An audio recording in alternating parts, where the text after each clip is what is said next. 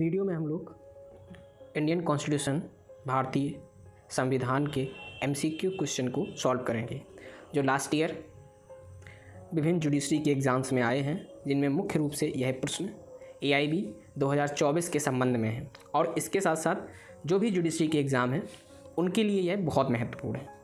पहला प्रश्न है, भारत का संविधान निम्नलिखित तिथि से प्रवृत्त हुआ। यानी कि भारत का संविधान कब से लागू हुआ? 26 जनवरी 1947, 15 अगस्त 1947, 23 जनवरी 1950 या 26 जनवरी 1950। सभी को पता है 26 जनवरी 1950 को भारत का संविधान प्रवृत्त हुआ।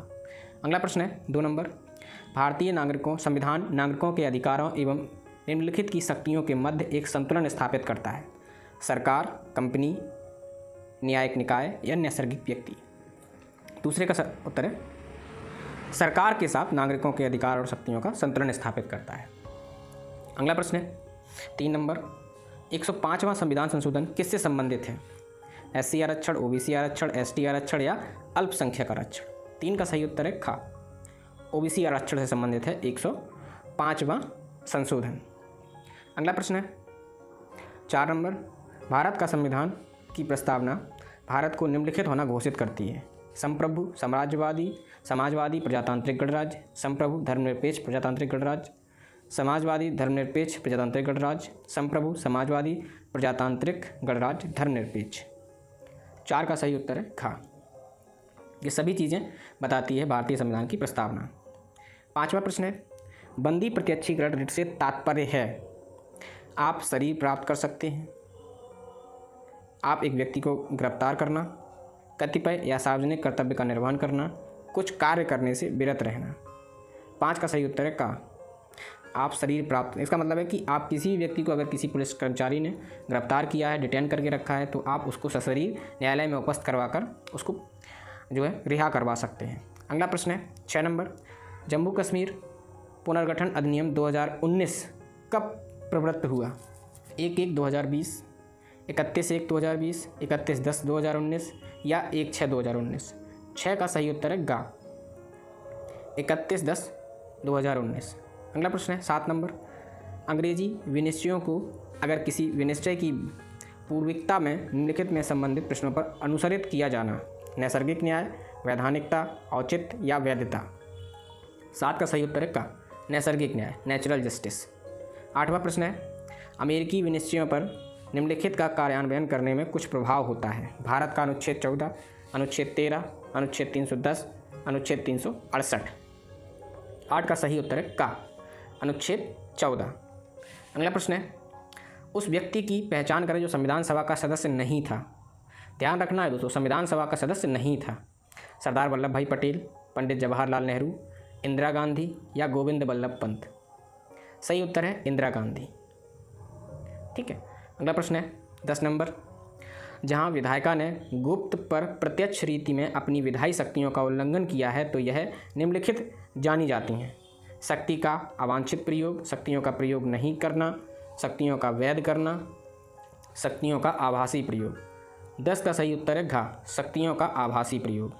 अगला प्रश्न है 11 नंबर, हाल ही में नारी शक्ति बंधन अधिनियम कौन सा संविधान संशोधन बना है? 103वां, 104वां, 105वां या 106वां। 11 का सही उत्तर है घा, 106वां, नारी बंधन शक्ति संशोधन 106वां। अगला प्रश्न है 106वां संविधान संशोधन अधिनियम 2023 के तहत महिलाओं को लोकसभा, विधानसभा एवं दिल्ली विधानसभा में परिसीमन के बाद कितने प्रतिशत आरक्षण रिजर्व किया गया है? 1/3 या 33%, 30% या 15% या 50%। 12 का सही उत्तर है का, 1/3 या 33%। अगला प्रश्न है 13 नंबर, जब संविधान के 2 प्रावधान एक दूसरे के साथ असंगत प्रतीत हों तो उनका अर्थान्वयन अवश्य किया जाना चाहिए। शब्दशः, सामंजस्यपूर्ण रीति में, दृढ़तापूर्वक या उदारतापूर्वक। 13 का सही उत्तर है खा, सामंजस्यपूर्ण रीति में। अगला प्रश्न है 14 नंबर, एक न्यायालय किसी विधायन विधि की वैधता का निर्धारण कर सकता है किंतु एक प्रस्तावित विधि के अधिकार के प्रश्न पर न्याय निर्णय नहीं कर सकता। शुद्ध या अशुद्ध या विधि पर निर्भर करती है जिसकी वैधता प्रश्नगत है, घा आंशिक रूप से अशुद्ध। 14 का सही उत्तर है खा शुद्ध। ये बात सत्य है। 15वां प्रश्न है, जहां एक संविधि को मौलिक अधिकार के उल्लंघनकारी के रूप में चुनौती दी जाती है तो न्यायालय को निम्नलिखित को सुनिश्चित करने के लिए अपेक्षित अधिनियम के प्रावधान का संनिरीक्षण करना अवश्य चाहिए। का मौलिक अधिकारों का उल्लंघन नहीं किया गया। खा राज्य के नीति निर्देशक सिद्धांतों का उल्लंघन नहीं किया गया। गा मौलिक कर्तव्यों का उल्लंघन नहीं किया गया। या फिर घा संशोधन का उल्लंघन नहीं किया गया। 15 का सही उत्तर है का मौलिक अधिकारों का उल्लंघन नहीं किया गया। 16वां प्रश्न है, यदि एक सांविधिक प्रावधान का कोई दंड विशेष धारा से भिन्न पृथक और पृथक्करणीय है, ऐसा दंड अकेले शून्य होगा और धारा का शेष भाग वैध रहेगा। ऐसा खंड धारा का शेष भाग भी शून्यकरणीय होगा। ऐसा खंड शून्य होगा और धारा का शेष भाग शून्यकरणीय होगा। ऐसा खंड वैध होगा और धारा का शेष भाग शून्य होगा। 16 का सही उत्तर है का ऐसा खंड अकेले शून्य होगा और धारा का शेष भाग वैध होगा। अगला प्रश्न है 17 नंबर, संविधान सभा के अध्यक्ष थे डॉक्टर राजेंद्र प्रसाद, doctor Baba Saheb Ambedkar, doctor Sarvepalli Radhakrishnan, doctor सच्चिदानंद सिन्हा। संविधान सभा के कौन अध्यक्ष थे? 17 का सही उत्तर है का डॉक्टर राजेंद्र प्रसाद। अगला प्रश्न है 18 नंबर, संविधान का अनुच्छेद के अधीन राज्य न्यायालय अपने अधीनस्थ समस्त न्यायालयों एवं अधिकारियों पर पर्यवेक्षण की शक्ति रखता है। अनुच्छेद 32, अनुच्छेद 132, अनुच्छेद 227, अनुच्छेद 226। 18 का सही उत्तर है गा अनुच्छेद 227। अगला प्रश्न है 19 नंबर, अनुच्छेद 15 के खंड 6 एवं अनुच्छेद 16 के खंड 6 के किस संविधान संशोधन अधिनियम द्वारा जोड़ा गया है? संविधान का 103वां संविधान संशोधन 2018, संविधान का 102वां 2018, 103वां 2019 या फिर 104वां संशोधन अधिनियम। तो संविधान के अनुच्छेद 15 के खंड 6 एवं अनुच्छेद 16 के खंड 6 किस संशोधन द्वारा जोड़ा गया? 19 का सही उत्तर है गा संविधान 103वां संशोधन अधिनियम 2019। अगला प्रश्न है 20 नंबर, भारत का संविधान के संबंध में अशुद्ध अभिकथन चिह्नित करें। राज्य संविधान से अपना अस्तित्व व्युत्पन्न करती है और नागरिकों के अधिकार केवल संविधान से निकलते हैं। राज्य का प्रत्येक अंग, चाहे यह कार्यपालिका, विधायिका या न्यायपालिका, जो संविधान द्वारा नियंत्रित है। संविधान देश की उच्चतम विधि की रचना करता है और अन्य सभी विधियाँ इसकी अधीनस्थ हैं।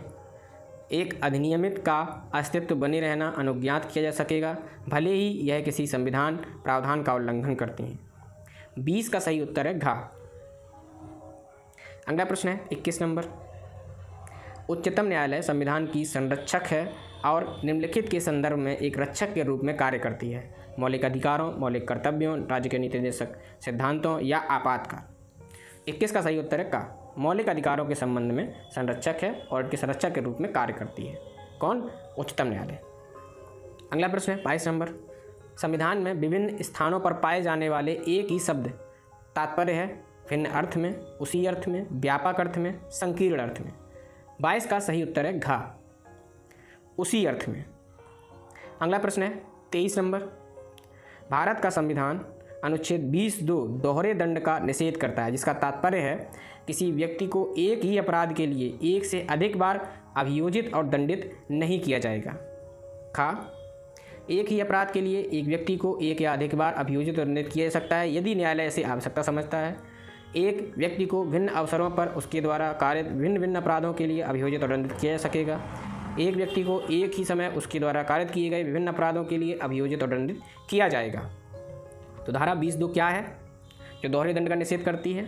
सही उत्तर है का किसी भी व्यक्ति को एक ही अपराध के लिए 2 बार दंडित नहीं किया जाएगा, एक ही बार दंडित किया जाएगा। अगला प्रश्न है 24 नंबर, भारत का अटॉर्नी जनरल निम्नलिखित के द्वारा नियुक्त किया जाता है। राष्ट्रपति द्वारा, प्रधानमंत्री द्वारा, संघ मंत्रिमंडल का या विधि मंत्री। उपरोक्त में से खा और गा तो किसके द्वारा नियुक्त किया जा सकता है? का भारत के राष्ट्रपति द्वारा अटॉर्नी जनरल को। अगला प्रश्न है 25 नंबर, मौलिक अधिकारों को निष्पादित करने वाले आदेश का अर्थान्वयन निम्नवत अवश्य किया जाना चाहिए। दृढ़तापूर्वक, उदारतापूर्वक, शब्दशः या सामंजस्यपूर्ण रीति से। 25 का सही उत्तर है का दृढ़तापूर्वक। अगला प्रश्न है 26, विधायिका के प्राधिकार के अधीन कार्यपालिका द्वारा विरचित विधि निम्नवत जानी जाती है। का सर्वोच्च विधि, खा अधिनियमित विधि, गा अधीनस्थ या प्रतिनिहित विधायन, या फिर घा सांविधिक विधि। 26 का सही उत्तर है गा अधीनस्थ या प्रतिनिहित विधायन। अगला प्रश्न है 27 नंबर। व्यवहार से तात्पर्य है भुगतान के बगैर स्वैच्छिक कार्य, भुगतान के बगैर अनैच्छिक कार्य, भुगतान सहित अनैच्छिक कार्य और भुगतान सहित स्वैच्छिक कार्य। तो व्यवहार से क्या मतलब है? 27 का सही उत्तर है घा खा भुगतान के बगैर अनैच्छिक कार्य। ऐसा कोई कार्य अगर किसी से करवाता है जिसमें पैसा भी नहीं मिलता, भुगतान भी नहीं मिलता और उसकी इच्छा के विरुद्ध भी होता है, तो यह होता है बेगार। अगला प्रश्न है 28 नंबर। अनुच्छेद के खंड 1 और खंड 2 में उपस्थित शब्द शून्य का समस्त व्यवहारिक प्रयोजनों हेतु वही अर्थ होता है। धारा 13, धारा 368, धारा 19, धारा 310। 28 का सही उत्तर है का धारा 13। अगला प्रश्न है 29। निम्नलिखित आधारों में से किस आधार पर राष्ट्रीय आपातकालीन घोषणा किया जा सकता है? राज्य में संवैधानिक तंत्र की असफलता, राज्य में वित्तीय स्थायित्व को खतरा, या तो युद्ध या बाह्य आक्रमण या सशस्त्र विद्रोह द्वारा भारत की सुरक्षा को खतरा। उपरोक्त खा और गा दोनों। 29 का सही उत्तर है गा या तो युद्ध या बाह्य आक्रमण या सशस्त्र विद्रोह के आधार पर राष्ट्रीय आपातकाल घोषित किया जा सकता है। अगला प्रश्न है 30 नंबर। व्यापार, वाणिज्य और संविधान का अनुच्छेद 301 के अधीन अस्वीकृत अंतःक्रिया की स्वतंत्रता के प्रसंग में व्यापार से तात्पर्य है मालों का विक्रय और विक्रय, भूतल, वायु या जलमार्ग के माध्यम से मालों का परिवहन, एक स्थान से दूसरे स्थान को मामलों का परिचालन। उपरोक्त में से कोई नहीं। 30 का सही उत्तर है का मालों का विक्रय, क्रय और विक्रय। अगला प्रश्न है 31 नंबर। भारत का संविधान एक स्वतंत्र न्यायपालिका के लिए प्रावधान करता है, यद्यपि निम्नलिखित का दृढ़ सिद्धांत स्वीकार नहीं किया जाता। सारगर्भित और सार्वभौम, पृथक्करणीयता, आभासी विधायन या शक्ति पृथक्करण। 31 का सही उत्तर है घा शक्ति का पृथक्करण। अगला प्रश्न है 32 नंबर। यदि एक नागरिक के द्वारा मौलिक अधिकारों का प्रयोग नहीं किया जाता है, ऐसे नागरिकों को निलंबित किया गया माना जाता है, ऐसे अधिकारों को अंतर्वलित किया गया माना जाता है, ऐसे अधिकारों को समय बीतने के साथ समाप्त हो गया माना जाता है, ऐसे अधिकारों का कोई प्रभाव नहीं होता और वे सदा अस्तित्व में रहते हैं। यदि एक नागरिक के द्वारा मौलिक अधिकारों का प्रयोग नहीं किया जाता है, कोई भी नागरिक अगर मौलिक अधिकारों का प्रयोग नहीं करता है तब क्या होता है? इन 4 बिंदुओं में से आपको क्या लग रहा है? सही उत्तर है घा ऐसे अधिकारों का कोई अस्तित्व नहीं है और वे सदा अस्तित्व में रहते हैं, कोई प्रभाव नहीं होता। मतलब ऐसे अधिकार खत्म नहीं होते, हमेशा अस्तित्व में रहते हैं। चाह कर भी कोई व्यक्ति अपने मौलिक अधिकारों को त्याग नहीं सकता। 35वां प्रश्न है किसी पद पर नियुक्त हेतु अवसर की समानता निम्नलिखित में से किसके द्वारा गारंटी की गई है? 16(1), अनुच्छेद 16(2), अनुच्छेद 17, अनुच्छेद 18। 33 का सही उत्तर है का अनुच्छेद 16(1). अगला प्रश्न है 34 नंबर।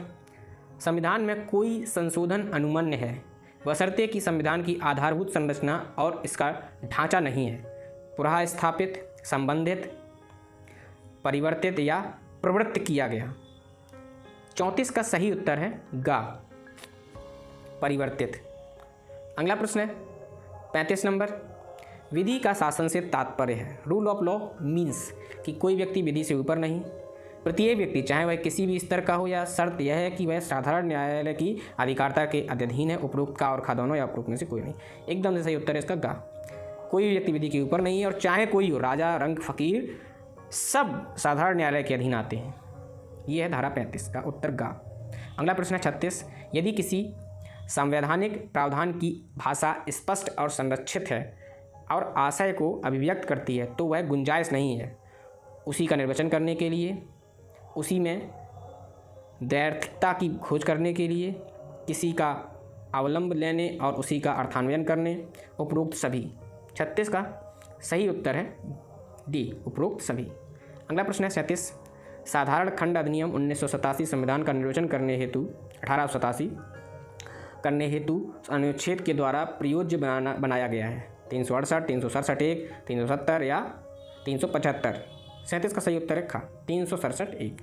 अगला प्रश्न है 38 नंबर, संविधान का अनुच्छेद 24 फैक्ट्रियां एवं परिसंकटपूर्ण नियोजन में कम आयु के बच्चों के नियोजन का निषेध करता है। 18 वर्ष, 16 वर्ष, 14 वर्ष या 12 वर्ष।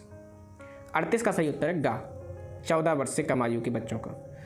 ठीक है, 24 अनुच्छेद 24 कहता है कि 14 वर्ष से कम आयु के बच्चों को किसी भी फैक्ट्री या संकटपूर्ण नियोजन में नहीं लगाया जाएगा। अगला है 39 नंबर, संविधान का अनुच्छेद 72 के अधीन राष्ट्रपति निम्नलिखित में से किसके लिए सशक्त है? किसी अपराध के लिए दोष सिद्ध किसी व्यक्ति की क्षमादान हेतु, किसी अपराध का दोष सिद्ध किसी व्यक्ति के दंड में कमी करने हेतु, किसी अपराध का दोष सिद्ध किसी व्यक्ति का दंडादेश निलंबन करने हेतु, उपरोक्त सभी।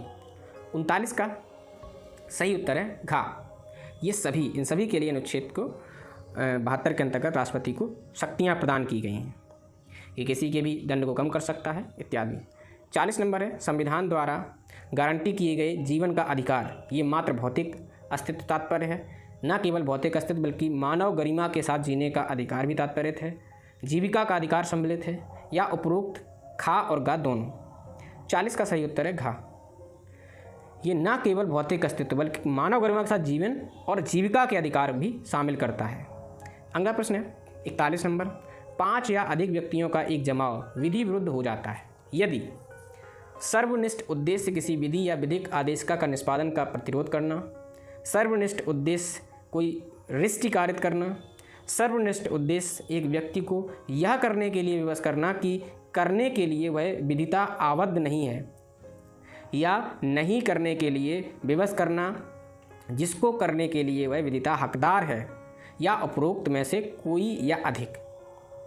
41 का सही उत्तर है घा, 5 या अधिक व्यक्तियों का जमाव विधि विरुद्ध हो जाता है यदि इन तीनों चीज़ों में से अगर कुछ भी करता है तो।